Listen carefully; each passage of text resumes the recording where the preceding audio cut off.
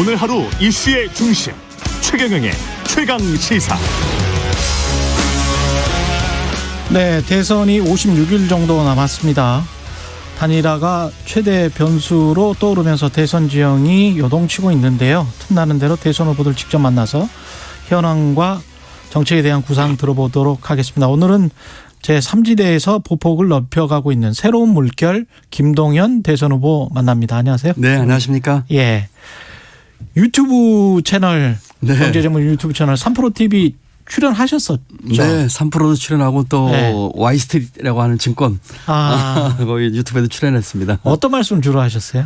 편하게 그냥 네. 경제에 대한 얘기 경제에 주로 대한. 했고요. 예. 그게 또 시간이 뭐 1시간 반 정도 기니까 충분히 이런저런 하실 수 할 얘기 있었구나. 충분하게 했었습니다. 예. 그 문재인 정부 초대 경제부총리로 있을 때 그 청와대 핵심 관계자들과 그 언쟁을 좀 벌였던 일화도 소개가 많이 됐더라고요. 기사가 많이 나왔던데. 네네. 예. 그때 어떤 일이 있었던 겁니까? 언쟁을 뭐 여러 번 벌렸습니다. 예. 그날은 뭐 부동산 얘기했지만 사실은 최저임금 인상과 같은 소득주 성장 때도 뭐 크게 언쟁을 벌렸고요. 예. 여러 차례 내부적으로는 언쟁을 벌린 일이 많았습니다. 예. 뭐 한마디로 얘기하면은 그때는 틀리고 지금은 맞다 뭐 이런 것 같은데 마치 그때 했던 것들 이렇게 지금 짤로 이렇게 짧게 해서 그때는 받아들여지지 않았던 것을 이제 지금은 그게 맞다 하는 식으로 좀 흘러서 좀 안타깝고요. 그때 소개했던 건 이제 부동산 문제였는데 예. 대통령께서 여러 차례 국민과의 대화에서 사과하셨습니다. 저도 초대 부총리로서 제 책임이 있다고 저도 인정을 했습니다. 예. 물론 제가 있었던 1년 6개월 동안에 부동산 가격이 뭐 폭등했던 건 아니지만 예. 제가 그만둔 뒤에 많이 폭등을 했죠. 저도 이제 경제 수장으로서의 그 책임 문제를 거론했는데 그 당시에 여러 가지 일로 뭐 그것이 부동산이 됐든 또는 최저임금 인상이나 소득주 성장이 됐든 대통령과의 그 눈과 귀를 가렸던 인사들은 뭐 별다른 얘기가 없는 것 같아요. 예. 어떤 분은 뭐 해외 대사라고 하셨고 어떤 예. 분은 뭐 국책은행 원장을 하고 계시고 예. 또 정책 라인에 어떤 분은 배지 달았어요. 그런 분들은 지금 뭐 아무 말씀이 없으신데 예. 주로 이제 부동산 때문에 이제 지난번에 얘기가 나왔던 것 같습니다. 저는 두 가지라고 생각합니다. 첫 번째로는 부동산 정책에 또는 경제 정책 전반에 걸쳐서 정치 이념이 들어가면 안 된다고 생각을 했던 것이고요. 이념이 들어가면 안 된다. 네. 두 번째는 일머리입니다. 부동산 문제 같은 경우는 그 오케스트라 지휘자 같은 역할을 하면서 정책을 만들어야 되거든요. 그러지 못했다고 하는 점에서 안타까운 얘기를 하고 싶고 뭐 그건 지나간 얘기고 이제 앞으로가 중요하지 않겠습니까? 예. 지금 뭐 대선 후보들 내세우고 있는 예. 부동산 대책이나 경제 정책 보면 똑같은 뭐라고 할까요? 기시감, 데자뷰를 느껴요. 저렇게 해가지고 과거의 그런 전철을 또다시 밟진 않을까 하는 걱정을 많이 합니다. 어떤 측면에서 이재명 후보 같은 경우, 윤석열 후보 같은 경우 각각 나눠서 좀 말씀을 해 주시죠. 뭐 이재명 후보는 이제 경제 공약 발표를 했어요. 예. 성장 위주고 뭐 소득 5만 불, 5대 강국, 국가주도 성장 얘기를 했거든요. 윤석열 후보는 최근에 보니까 사병에게 200만 원 월급이라든지 예.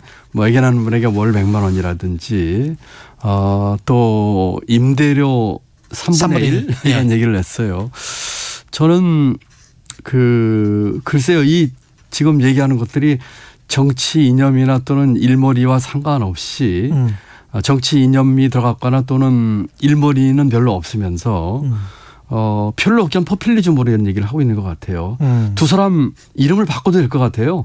이재명 후보가 발표한 것은 보수에서 얘기한 윤석열 후보 그 공약이다. 야. 또 윤 후보가 얘기했던 거는 예. 이재명이나 또는 지금 그쪽에서 얘기하는 퍼주기식이다 하고 예. 바꿔도 전혀 이상하지 않을 정도의 지금 정책이 난무하고 있어서 국민들 혼란스러울 것 같고 이런 식으로 단편적으로 또는 일머리 없이 또는 자기들이 추구하는 가치와 철학이 뭔지도 모르게 이렇게 하는 것은 정말 문제가 많다고 생각을 합니다. 가짜가 진짜를 가리고 있는 것 같아요. 예.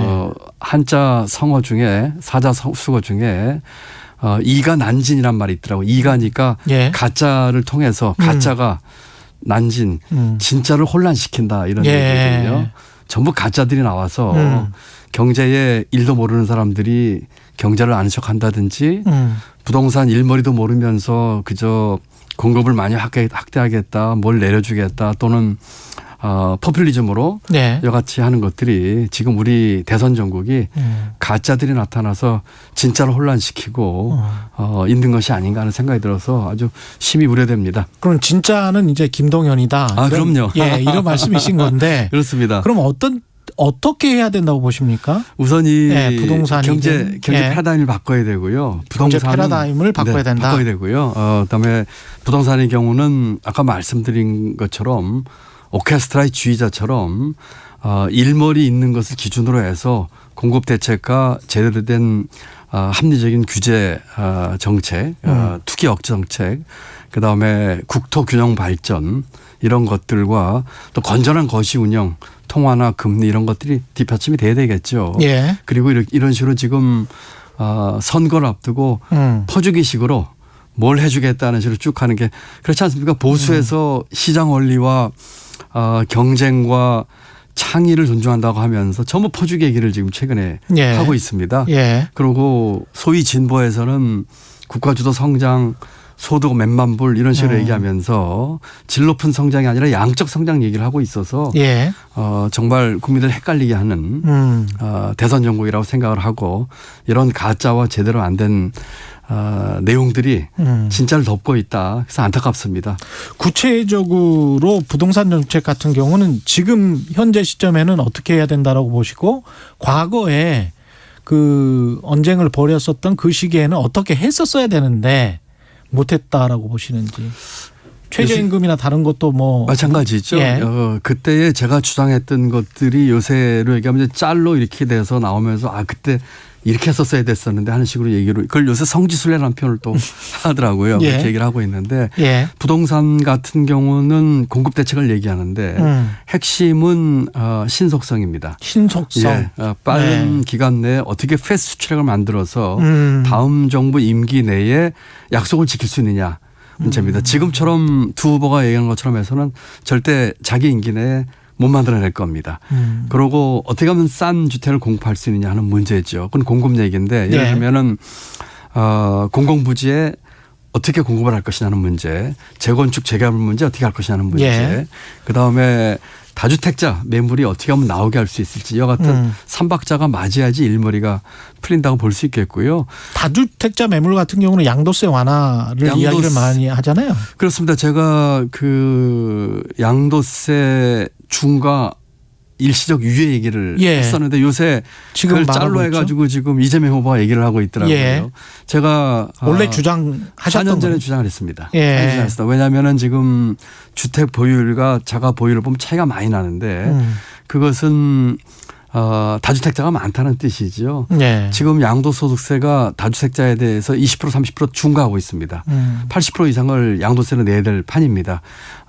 그렇다면 물건 갈 사람들이 물건을 안 내놓거든요. 그렇죠. 그 물건이 나오도록 해야 되는 것이 이제 다주택자 양도세 중과 유예였는데 4년 전에는 제가 주장했을 적에 안 받고 오히려 거꾸로 중과를 더 강화해야 된다고 얘기를 했었거든요. 예. 최근에 이제 이재명 후보가 그거를 제가 주장했던 얘기를 되풀이하고 있는데 아마 제가 그때 주장했던 내용을 짤로 보셨는지 모르겠습니다만은 이런 문제들 그다음에 최저임금 인상 문제는 지금도 저는 참 안타깝습니다. 예. 최저임금 인상하는 방향으로 가야 되는데 급속한 인상을 제가 반대하면서 합리적인 대안 제시했는데 그거 무시하고 2년 동안 30% 인상했습니다. 그때 주장하셨던 분들 아까 말씀드린 것처럼 해외 대사나 국제기획 연구소장이나 또 정책 라인에는 어떤 분은 배지 달았어요. 그분들 지금 아무 소리 안 하고 있습니다.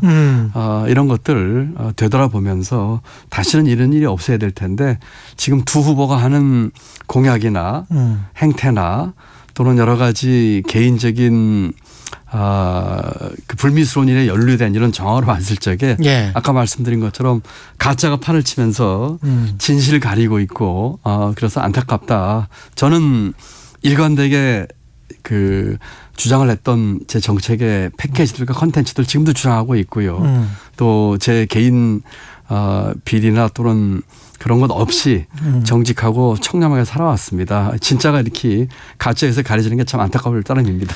그 관료 개혁을 그때 말씀을 하셨잖아요. 네, 지난번에 나오셔서 이재명 후보도 공무원 개혁 이야기하고 있는 것 같은데 두 분이 좀 맞닿아 있는 점들이 있습니까? 글쎄요. 그 제목은 비슷한데 내용은 많이 다른 것 같아요. 내용은 많이 다르다. 왜냐하면은 그 관료 사회에 대한 경험과 이해 면에 있어서 예. 정말 문제가 뭔지를 꿰뚫어 보고 하는 것은 제가 제대로 하고 있다고 생각을 하고 있어요.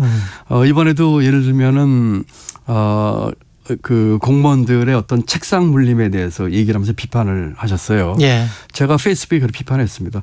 공무원 책상 머리보다 더 문제가 정치인 일머리다라고 얘기를 했습니다. 예컨대 소상공인 자영업자 지원하는데 공무원들이 소극적에 대해 얘기를 하시는데 50조 100조 국채 발행하면서 추경해서 지원하자고 하면 움직일 공무원 한 명도 없습니다.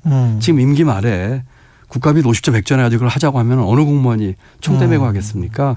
그 물건은 공무원이 아니라 정치인이 풀어줘야 됩니다. 그래서 제가 아주 현실적인 대안을 제시를 했거든요. 예. 우선 금년도 예산 중에서 10% 정도 구조 조정해서 한 30조 만들어 가지고 빨리 지원하자. 그러니까 금년 예산 607조의 규모는 변동이 없습니다. 그 범위 내에서 국회의원 지역구 사업들이 있어요. 예. 자기들 소상공인 지원하자고 말로 하면서 자기 지역구 예산 늘렸어요. 거기서 한 30조 정도 구조조정하고 예. 그 돈을 소상공인하고 자영업자에게 지원하자. 그러면 이제 예산 범위 내인데 이건 행정부에서 못합니다. 예. 국회에서 추경을 국회에서 해야 됩니다. 되겠죠. 그렇지만 예. 안에서 치고받고 해가지고 돈은 똔똔해요. 예. 그렇게 하고 만약에 이 돈으로 모자라면 국채 발행을 하는데 금년에 소상공인 지원을 위해서 발행하는 국채는 내년도에 역시 지역구 사업에서 늘어나는 순증분에서 그만큼 줄여가지고 내년에 상환하자. 그러면은 재정 건전성 문제가 나오지 않습니다. 이런 방안을 제시하면은 핵심은 지역구 사업을 좀 줄이자는 거네요. 핵심은 그 금년도 예산 내에서 구조조정을 하는데 예. 그 돈에서 빼내가지고 바로 지원하자. 예. 이렇게 추경하면 이달 내에 가능합니다. 바로 지원할 수 구조조정을 있고. 할 곳은 지역구 국회의원들한테 있다. 네, 그렇습니다. 예. 저는 그분들이 먼저 솔선해야 한다고 생각을 하고요. 이렇게 정치권에서 물꼬를 터주면 예.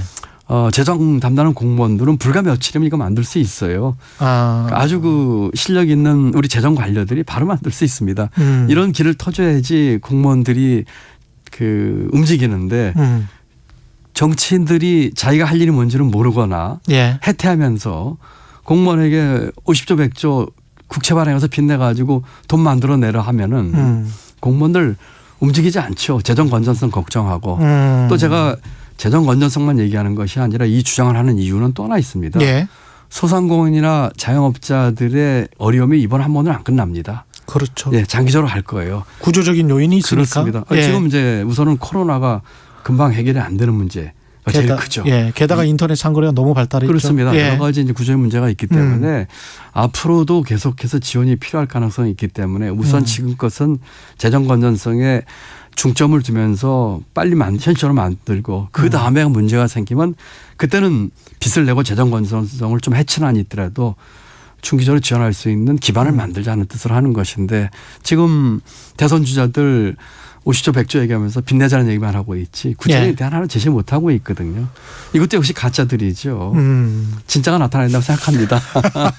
오늘 계속 진짜를 강조를 하시는데요. 네네. 지금 뭐 비슷한 삼지대라고 볼 수 있겠습니다만은 그 안철수 후보 지지율 상승하면서 야권의 일부 정치인들은 이제 로브콜을 하는 것 같고 김동연 후보님도 여권에서 여당에서 로브콜이 계속 되고 있는 걸로 알고 있는데요. 로브콜은 뭐 늘 있어 왔던 것 같습니다. 제가 정치하기 전에도 정치권이 많았고 정치 선언한 뒤에도 많았고 지금도 뭐 이쪽 저쪽에서 이런 로브콜이 있습니다만 저는 뭐 일체 관심 안 가지고 있고 선을 분명히 긋고 있습니다. 관심 안 가지고 있고. 네, 그렇습니다. 구체적으로 뭐 6월 지방선거 네.